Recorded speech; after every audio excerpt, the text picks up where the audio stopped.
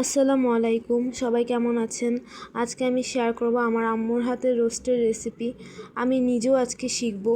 আম্মু এটা রান্না করার জন্য প্রথমে পেঁয়াজ, আদা, রসুন, কাঁচামরিচ আর জিরে ব্লেন্ড করে নেয়। যেহেতু রোস্টের মধ্যে কোনো শুকনো মরিচ ইউজ করা হয় না, তো কাঁচামরিচ দিয়ে পুরো রান্নাটা করা হবে।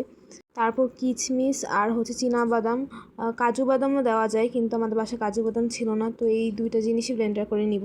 আর পেঁয়াজ নিয়ে নিয়েছি বেরেস্তার জন্য। তারপর টক দই, বাসায় বানানো টক দই। টক দই অলরেডি ম্যারিনেটে ইউজ করা হয়ে গেছে, তাই একটু ফ্যাটা ফ্যাটা অবস্থা।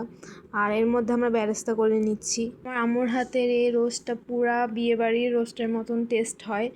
আমিও পারি একটু একটু, কিন্তু আমার আম্মুর মতো আমি চাচ্ছিলাম যে একদম আম্মুর মতো করে রান্নাটা শিখতে, তাই জন্য আমি ভিডিও করে রাখছি, আপনাদের সাথেও শেয়ার করতেছি, আবার নিজেও শিখতেছিলাম।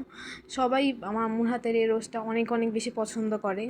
চিকেনটাকে 1 ঘন্টার জন্য ম্যারিনেট করে রাখা হয়েছিল টক দই, আদা আর রসুন দিয়ে আর একটু লবণ দিয়ে। তারপর চিকেনটাকে 50% ভাজা হবে। বেরেস্তার ওই তেলের মধ্যেই ভাজলে বেশি ভালো ফ্লেভার হয়। আর ওই একই তেলে, মানে ওই তেলের মধ্যে আরেকটু তেল মিক্স করে এর মধ্যে তেজপাতা, দারচিনি আর এলাচি দিব। তারপর যেই মিক্সচারটা আমরা ব্লেন্ড করে রাখছিলাম সেইটা পুরাটা দিয়ে দিব। এর মধ্যে একটু লবণ দিব। পর এর মধ্যে যাবে ধনে গুঁড়ো আর গরম মশলা গুঁড়ো। আমাদের বাসায় টমেটো সস আমার আম্মু বানায় রাখে, একেবারে 6 থেকে 7টা বোতলের টমেটো সস এমন আছে, এরকম 2 লিটার বোতলের। দেখা যায় আমাদের বাসায় প্রচুর টমেটো সস আমরা খাই। আর এরপর এর মধ্যে দিয়ে দিব টক দই। টক দইটা আমাদের বাসায় আম্মু বানাইছে। এর মধ্যে কোনো রকম কোনো পানি যাবে না। আর একটু পর পর এসে এরকম নাড়াচাড়া না করলে নিচে লেগে গেলে সমস্যা। তারপর ওই যে বাদাম বাটা আর কিশমিশ বাটাটা দিয়ে দিচ্ছি। তারপর তো এটাকে অনবরত এমন নাড়তেই হবে, কারণ নিচে লেগে গেলে তিতকুটে হয়ে যায়। প্রায় অনেকক্ষণ কষানোর পর এর মধ্যে কিন্তু আবার একটু লেবুর রসও দেওয়া হয়েছে।